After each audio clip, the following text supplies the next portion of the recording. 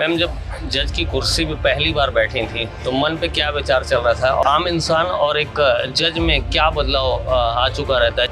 हम लोग इतने निडर रहते हैं कि कोई भी पहचान कर निकला तो हम वो केस नहीं ट्राई करेंगे। फैक्ट्स क्या है वो अलग चीज़ होती है, पर हर केस को हम इक्वल इम्पोर्टेंस देते हैं। अभी आप क्या कर रही हैं? जैसे रिटायरमेंट के बाद में अभी जीवन कैसा चल रहा है? क्या समाज को क्या दे रही हैं? कितना समय किन को दे रही हैं? न्याय के पालनकर्ता के तौर पे एक जज को, एक न्यायाधीश को देखा जाता है, तो ऐसे ही न्यायाधीश जिन्होंने जीवन में बहुत कड़े फैसले, बड़े फैसले लिए और जीवन भर कानून के पालन में, प्रतिपालन में अपना जीवन समर्पित कर दिया। मेरे साथ में है मैत्री माथुर जी, जो जिला न्यायालय दुर्ग में भी रही हैं, अभी रिटायर्ड हैं और आगे क्या कर रहे हैं उन्हीं से बात करते हैं। मैम, कैसी हैं आप? नमस्ते, थैंक यू। बहुत अच्छे हैं। आज इस कार्यक्रम में आई तो आपसे भी मुलाकात हुई। बहुत अच्छा सब कार्यक्रम था ये वीमेंस डे के ऊपर, और ऐसी आशा की जाती है कि सब अपने अपने लेवल पे सोसाइटी को ग्रो करने का मौका दें। यही एक बहुत अच्छी पहल। आपके बारे में जो लोग नहीं जानते हैं, थोड़ा अपने बारे में कुछ बताएं। कहाँ से पढ़ी हैं? कहाँ से आपने जुडिशरी को ज्वाइन करने का सोचा? क्या कोई इंस्पिरेशन मिला माता पिता से, या फिर खुद आप इंस्पायर्ड हुए? आपकी खुद की एक सोच रही कि मैं एक जज बनूं और लोगों को न्याय के रास्ते के लिए एक जरिया बन सकूं? हमारे घर में हमेशा से पढ़ने का वातावरण रहा। मेरे फादर एक IAS अधिकारी थे, प्रेसिडेंट्स मेडल अवॉर्डेड थे, बहुत ईमानदार अधिकारी माने जाते थे। उनकी हमेशा इच्छा थी कि कुछ ऐसा करो जिससे हमारे भारत को एक अच्छा अधिकारी मिले, तो उन्होंने मेरे लिए जुडिशरी चूज़ की और मैंने फिर लॉ किया। लॉ के बाद कॉम्पिटिटिव एग्ज़ाम में बैठी, क्लियर करी और 1981 से मैंने जुडिशरी ज्वाइन करी और 2018 में मैं रिटायर हुई। मैम, जब जज की कुर्सी पे पहली बार बैठी थी तो मन पे क्या विचार चल रहा था, और उस कुर्सी के बारे में एक दिमाग पे क्या चल रहा था कि ये किस तरह की चेयर है कि यहाँ बैठना, उसके बाद में जिम्मेदारियों को जो बोझ है वो किस हद तक बढ़ने वाला है? मेरे फादर ने ज्वाइन करते समय एक बहुत अच्छी बात बताई थी कि ये जो विभाग है, ये एक ऐसा विभाग है जो बहुत स्लिपरी है। Once you slip you will never be able to come up. तो कोई लालच नहीं, किसी की सिफारिश नहीं, और हम लोग इस तरह से बड़े हुए हैं कि जो काम दिया जाता है उसको सिंसियरली, ऑनेस्टली करना है। तो हमारे जो ये जज की कुर्सी है उसमें किसी तरह का कोई सिफारिश या इस तरह की चीज़ें नहीं आती हैं। जो विद इन फ्रेमवर्क रहता है उसमें हम लोग काम करते हैं। उसके लिए हमें किसी चीज़ का डर नहीं रहता, किसी चीज़ का लालच नहीं रहता। आम इंसान और एक जज में क्या बदलाव आ चुका रहता है जब वो एक कुर्सी पे विराजमान हो जाता है, जहाँ पर जिम्मेदारियों का एक बहुत बड़ा प्रभाव दिमाग और मन मस्तिष्क पे चलता रहता है। एक आम इंसान भी उसी हाड़ मास का बना होता है जिसी हाड़ मास से एक जज या कोई और संवैधानिक पद पे बैठे हुए व्यक्ति बैठते हैं। लेकिन जब निर्णय लेने की बारी आती है तो ये व्यक्ति कैसे सोच पाता है कि ये सामने खड़ा हुआ जो फरियादी है उसको न्याय देना है, या ये सामने खड़ा हुआ जो आरोपी है उसको सजा देनी है, भले ही वो आरोपी जो है पहचान का निकल जाए, या उसके लिए किसी ने कोई जैक लगाया हो, या किसी ने कोई फ़ोन किया हो, या आपको किसी ने कन्विंस करने की कोशिश की हो। हम लोगों की इसी तरह ट्रेनिंग होती है। जो आपने पहचान की बात की, हम लोग इतने निडर रहते हैं कि कोई भी पहचान कर निकला तो हम वो केस नहीं ट्राई करेंगे। सिफारिश तो चलती नहीं है, डर का कोई रोल नहीं रहता। हम लोगों को हमारे फादर ने बिल्कुल निडर बनाया है। तो बड़े बड़े केसेस आए हैं, हीनियस क्राइम्स के केसेस हम लोगों ने ट्राई किए हैं। डर का तो प्रश्न ही नहीं उठता है। जो जज ईमानदारी से काम करेगा, वो अच्छा पढ़ाई करेगा और अच्छे से उस केस में निर्णय देगा विद इन द फ्रेमवर्क। आपके जीवन से जुड़े हुए कुछ दिलचस्प केसों के बारे में अगर आप बता पाएँ, जिनमें आपको बहुत संजीदगी से उन केसों की स्टडी करना पड़ा और उसके बाद में जब निष्कर्ष पे पहुंचते हैं, जब जजमेंट का दौर आता है, उस वक्त मन और विचार जो चलते हैं, क्या चलते थे, तो ऐसे कुछ केसेस हैं इनके बारे में बात करना चाहें? क्या होता ना, हम लोग के पास तो 200-300 फाइल्स पर डे रहती हैं, पर जो पक्षकार है उसका तो एक अपना वही केस रहता है, इसलिए हमारे लिए हर केस इम्पोर्टेंट होता है। फैक्ट्स क्या है वो अलग चीज़ होती है, पर हर केस को हम इक्वल इम्पोर्टेंस देते हैं। तो ऐसा नहीं है कि कोई केस बड़ा वैल्यू वाला है या उसमें हमको आउट ऑफ वे जाके कुछ करना है, ऐसा कुछ नहीं होता है। जो फैक्ट्स रहते हैं केस के, जो एविडेंस रहते हैं, उसी पे हम ट्राई करते हैं। मैम, जैसे कि अभी जो भारत का पारिस्थितिक तंत्र है, जिसमें रोज अपराध की श्रृंखलाएं बढ़ती जा रही हैं, अभी भी जैसे एसपी साहब, हम लोग रोज प्रेस कॉन्फ्रेंस उनकी कवर करते हैं और भी कई जगह पे पत्रकारिता के अनुभव से बहुत सारे बड़े क्राइम देखे हैं, बड़ी घटनाएं देखी हैं, दुर्घटनाएं देखी हैं, और इस तरह से जो समाज में केसों का ओवरलोड बढ़ता जा रहा है, जिस तरह से जो जुडिशरी सिस्टम में जो न्याय पाने की जो आस तो सबको रहती है, लेकिन जो संघर्ष है वो बहुत लंबा चलता है किसी फरियादी के लिए। इसके लिए सुधार न्याय व्यवस्था में क्या हो सकता है आपके मुताबिक? अब ऐसी सिचुएशन नहीं है। अभी बहुत सारे कोर्ट्स भी खुल गए हैं। जजेस शायद ही ऐसा कोई विभाग होगा, जितना जजेस मेहनत करते हैं, कोर्ट के क्लर्क्स लोग मेहनत करते हैं, मुझे नहीं लगता और कोई विभाग करता होगा। और आई एम टोटली हैप्पी कि सारे जजेस इतनी कस के मेहनत कर रहे हैं कि अब पेंडेंसी यदि आप देखेंगे तो बहुत कम होते जा रही है। लोगों की एक धारणा है, उसको अलग करना पड़ेगा कि स्लो वर्क हो रहा है या पेंडेंसी ज़्यादा है। अब बिल्कुल नहीं है ऐसा।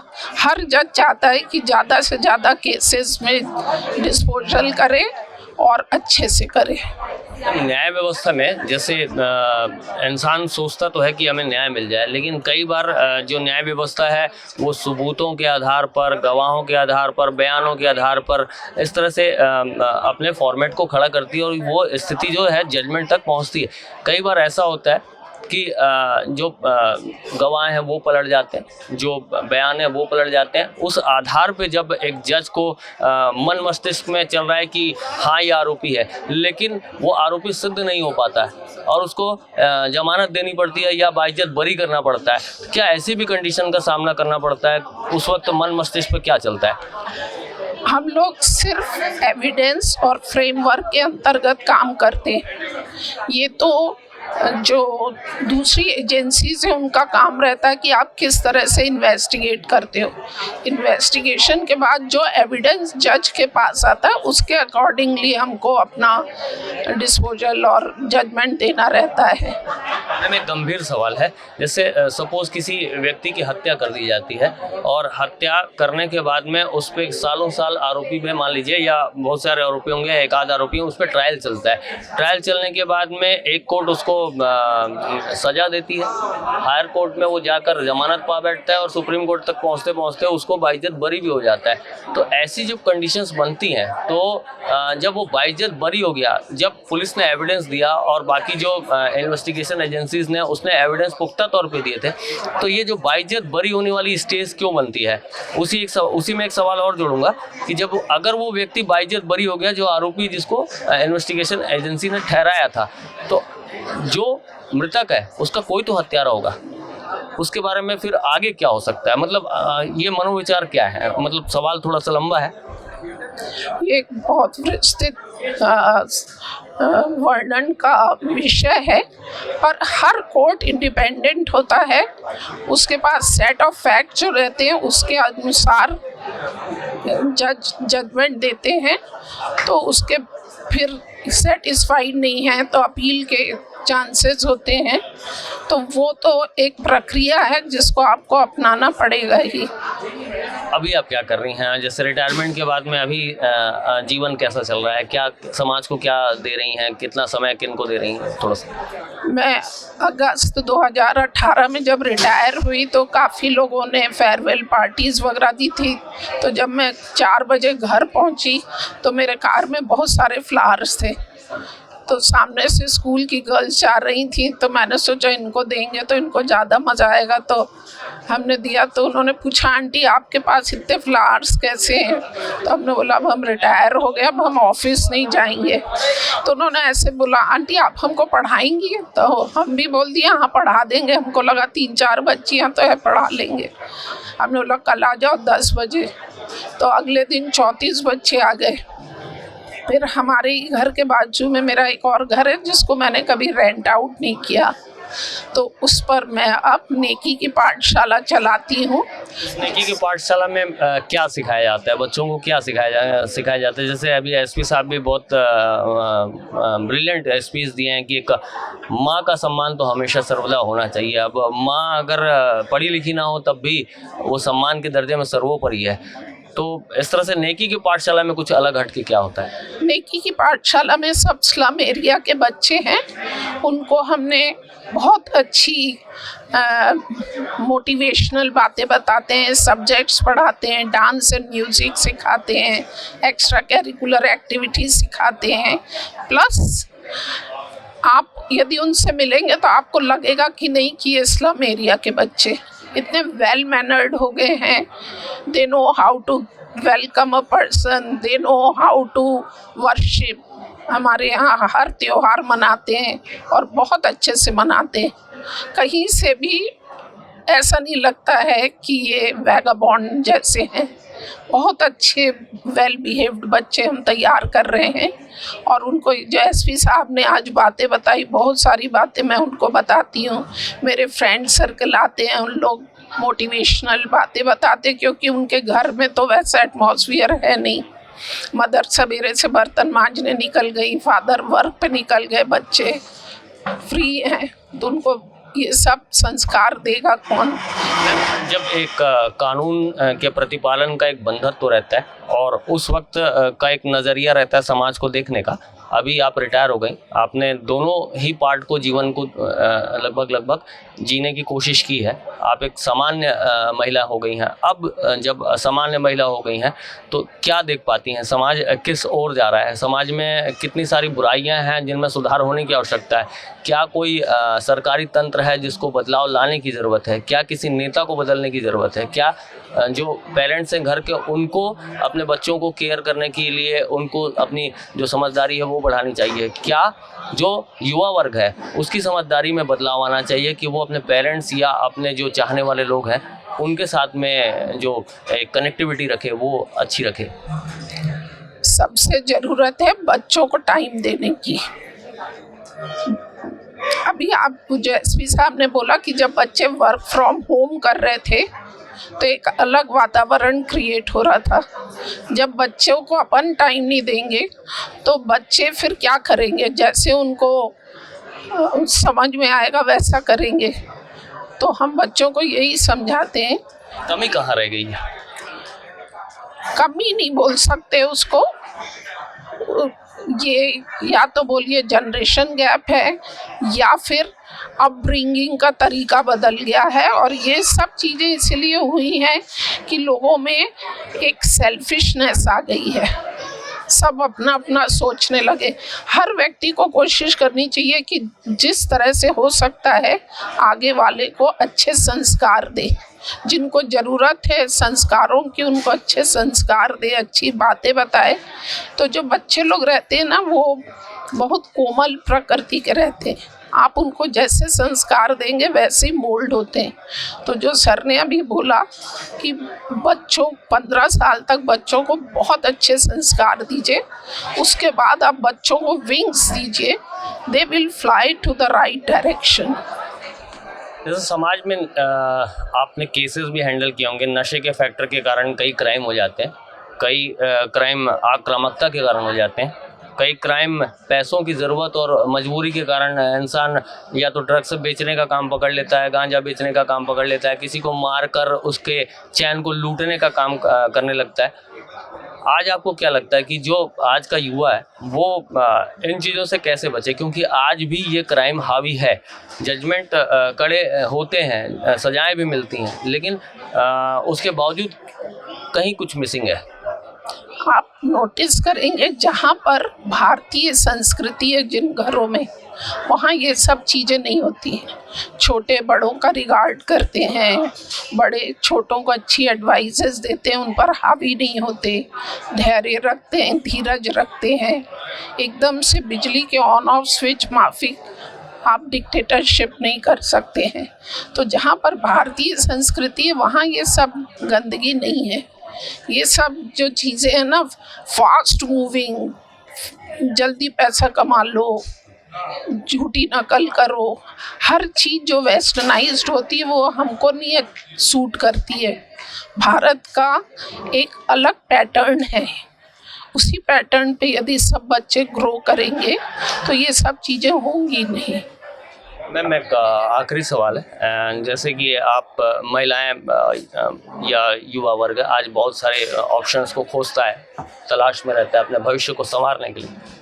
आपने जैसे जज बनने का एक फ़ैसला लिया था, अगर कोई व्यक्ति ये चाहे कि मैं न्याय के परिदृश्य से जुड़ूं, लोगों को न्याय देने का एक ज़रिया बनूं, तो अगर किसी को जज बनना है तो उसके लिए उसके मनोदशा को कितना ज़्यादा स्ट्रांग बनाने की ज़रूरत है? पढ़ाई कैसी होनी चाहिए? कितना डेस्परेशन रहना चाहिए? शिक्षा, दीक्षा, संस्कार सब में? यदि किसी का ऐसा मन है कि वो जज बने तो सबसे पहले तो खुद मन का उसको भ्रमण करना होगा कि क्या हम जब जज बन जाएंगे तो जो प्रतिबंध एक जज के लिए होने चाहिए वो उसको स्वीकार है कि नहीं। जब हम जज थे तो हम किसी से नहीं मिलते थे, कोई हमको अप्रोच नहीं कर सकता था, कोई डरा नहीं सकता था, कोई सिफारिश नहीं कर सकता था, हम क्लब नहीं जाते थे। इस तरह की जो रेस्ट्रिक्शन है वो अपने आप आ जाते हैं कि अरे हमको दोनों पक्षकारों को ये फील कराना है कि हम बायस्ड नहीं हैं। आजकल सोशल एक्टिविटी में तो सभी से मुलाकात होगी, तो सोशल एक्टिविटी कम करनी होती है और फिर इसकी आदत पड़ जाती है।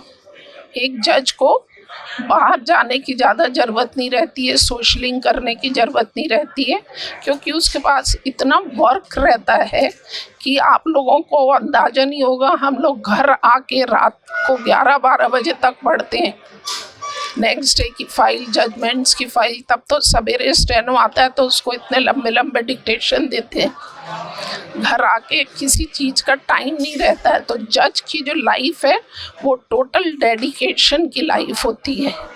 हम नेक्स्ट डे के फाइल नहीं पढ़ेंगे तो हम आर्ग्यूमेंट कैसे सुनेंगे? इतने बड़े बड़े मर्डर ट्रायल्स रहते हैं, ड्रग्स एंड नारकोटिक्स के, एम्बेजलमेंट के केसेस रहते हैं जिसमें बहुत डॉक्यूमेंट्स होते हैं, डॉक्यूमेंट्री एविडेंस के, तो उसको हम 1 दिन पहले 2 दिन पहले पढ़ते हैं। और इसी तैयारी से मैंने फिर अपना रिकॉर्ड बनाया था कि एक दिन में 228 फैसले दी थी, तो हमको और चीज़ों बाहर घूमने की ज़रूरत नहीं महसूस होती। बस हम अपनी उसी लाइफ में हम अपना माइंड बनाते हैं कि आई एम ए जज। ये मैत्री माथुर मैम से बातचीत, और जाहिर तौर पर इनकी बातचीत में आपको इनकी गंभीरता और इनके जो काम करने का तरीका है वो समझ में आया होगा। साफ तौर पर भी लोगों को न्याय के रास्ते बताने के बाद, न्याय दिलवाने के बाद आज बच्चों को पढ़ाने का काम नेकी की पाठशाला चला रही हैं। और जाहिर सी बात है ये बातचीत आपको काफ़ी कुछ इंस्पायर्ड करेगी। अगर ये बातचीत आपको अच्छी लगी हो तो इसको आगे बढ़ा सकते हैं, बहुत से लोगों के काम आएंगे। और हमारी बातचीत में अगर आपकी कोई राय हो, इस वीडियो के बारे में कोई राय हो, कमेंट बॉक्स आपका है, उस कमेंट बॉक्स में अपनी राय रखें, वीडियो को आगे बढ़ाएं, केपी न्यूज़ को सब्सक्राइब जरूर करें। न्यू वीडियोस के अपडेट पाने के लिए सब्सक्राइब करें केपी न्यूज़ को और बेल आइकन को दबाएं।